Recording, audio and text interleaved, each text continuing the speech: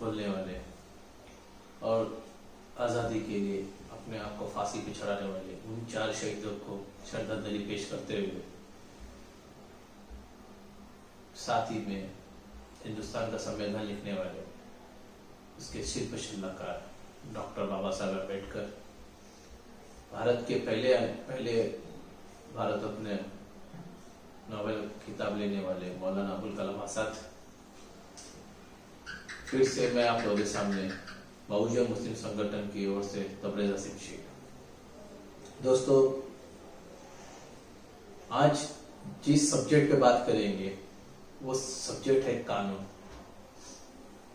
वो मजमून है कानून, यानी कि लॉ, हमारे हिंदुस्तान का कानून।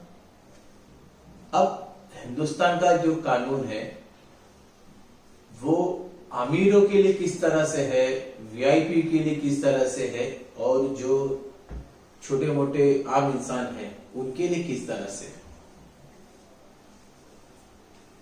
बाबा साहब ने लिखा था सभी के लिए बराबर, लेकिन जैसे जैसी सत्ताधारी लोग आते गए, सत्ता के घमंड में चूर होते गए, और उन लोगों ने किस तरह से वो कानून को किस तरह से रखा है, किस तरह से सुप्रीम कोर्ट को अपने हाथों में रखा है, किस तरह से एजेंसी को अपने हाथ में रखा है, किस तरह से लॉ को अपने हाथ में रखा है, लॉ एंड ऑर्डर को अपने हाथ में रखा है, उसका एक ही उदाहरण मिलेगा आपको अर्नब गोस्वामी के इसमें। आज हम बात करेंगे वो टीआरपी किंग, वो सीनियर जर्नलिस्ट अर्नब गोस्वामी के बारे में,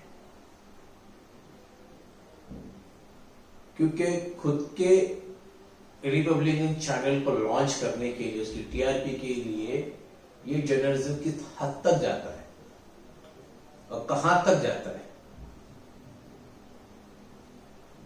कोविड-19 का दौर चल रहा है, ये महामारी का दौर चल रहा है, और इस दौर में इसके पहले और इसके बाद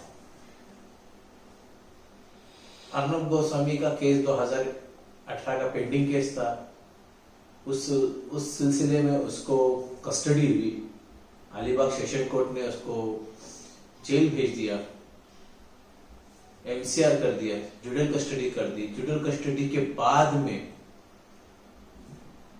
महाराष्ट्र प्रशासन ने एक नियम बनाया, एक खारघर में एक स्कूल, गोखले नामी स्कूल, जहां पे कैदियों को, आरोपियों को रखा जाता है, 15 दिन तक वहां रखा जाता है, उसके बाद में तलोजा जेल भेजा जाता है। लेकिन अर्नब गोस्वामी के केस में वो कुछ नहीं हुआ। अर्नब गोस्वामी के केस में देर रात तक न्यायालय चलती है, देर रात तक पुलिस बंदोबस्त करती रहती है, और देर रात दूसरे दिन उसको एमसीआर किया जाता है, जुडियल कस्टडी की जाती है, और तुरंत ही हाईकोर्ट जामीन रिजेक्ट करने के बाद में, बेल रिजेक्ट करने के बाद में तुरंत कुछ सेकेंड नहीं लगाते हुए सुप्रीम कोर्ट में पीएल फाइल की जाती है, और सुप्रीम कोर्ट से उसकी जमानत को मंजूर की जाती है। तो ये पूरा मामला, ये पूरी चीज किस तरह से एक वीआईपी की ट्रीटमेंट दी जाती है, और एक आम इंसान के हाथ से अगर कोई घटना हो जाती है, कोई अपराध हो जाता है, तो उसके लिए ट्रीटमेंट दी जाती है। वो गोखले स्कूल के अंदर 700 लोगों को रखा गया है, वो किस तरह से वहां रहते हैं, और अर्नब गोस्वामी को किस तरह से जेल कस्टडी में रखा गया था, तलोजा जेल में रखा गया था, वो भी सेपरेट रूम में रखा गया था, किस तरह से रखा गया। एक आम आदमी के लिए अगर सुबह में 9 बजे बेल कॉपी, उसको जमानत मिलती है, बेल कॉपी डालता है, तो उसको रात में 7 बजे छोड़ा जाता है। अर्नब गोस्वामी को बेल मिलती है, अगर शाम में 5 बजे उसको कॉपी डाली जाती है, तो 6 बजे उसको बाहर निकाला जाता है। तो ये हिंदुस्तान की जनता को मैं ये दिखाना चाहता हूं कि किस तरह से भेदभाव किया जाता है। पैसे वालों के लिए कानून किस तरह से है, और गरीब इंसान के लिए, आम इंसान के लिए कानून किस तरह से है।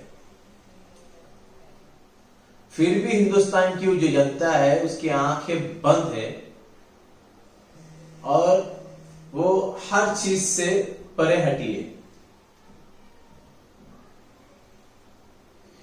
क्या हिंदुस्तान की जनता इसके खिलाफ आवाज क्यों नहीं उठाती है?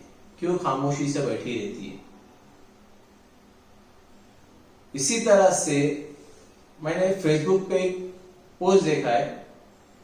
आज एक छोटी सी बच्ची है जिसके हाथ में बोर्ड एक छोटा सा बैनर लगा हुआ है कि मेरे वालिद को रिहा किया जाए, उनको जमानत दी जाए। वो 5 साल से कुछ नहीं की, उसकी सजा काट रहे। यूपी का एक का केस है। 5 साल की बच्ची छोटा सा हाथ में छोटा सा बोर्ड लेके पापा को जमानत दिया जाए, पापा को जमानत दिया जाए, वो बोर्ड लगा के अपनी फेसबुक पे पोस्ट कर दिए। और आज 2 दिन पहले अर्नब गोस्वामी को बेल दी गई। उसके लिए हाई कोर्ट के जज, हाई कोर्ट के एडवोकेट, सुप्रीम कोर्ट की बेंच, खास करके बेंच बनाई गई। तो हिंदुस्तान की जनता जो 140 करोड़ जो जनता है वो आंख बंद करके बैठी हुई है। तो किस तरह से खिलवाड़ जनता के साथ में किया जाता है ये देखिए आप लोग। अगर आप लोगों को देखना है तो आइए गोखले स्कूल खारघर में जो मौजूद है, जहां क्वारंटाइन सेंटर्स गवर्नमेंट ने बना के रखी है, वहां जाके देखिए कि 700 आरोपियों किस तरह से रखा गया है। और उससे कंपेयर करने के लिए अर्नब गोस्वामी को अलीबाग से तलोजा शिफ्ट किया गया और तलोजा के अंदर उसको रखा गया, तो किस तरह से वीआईपी ट्रीटमेंट दी गई।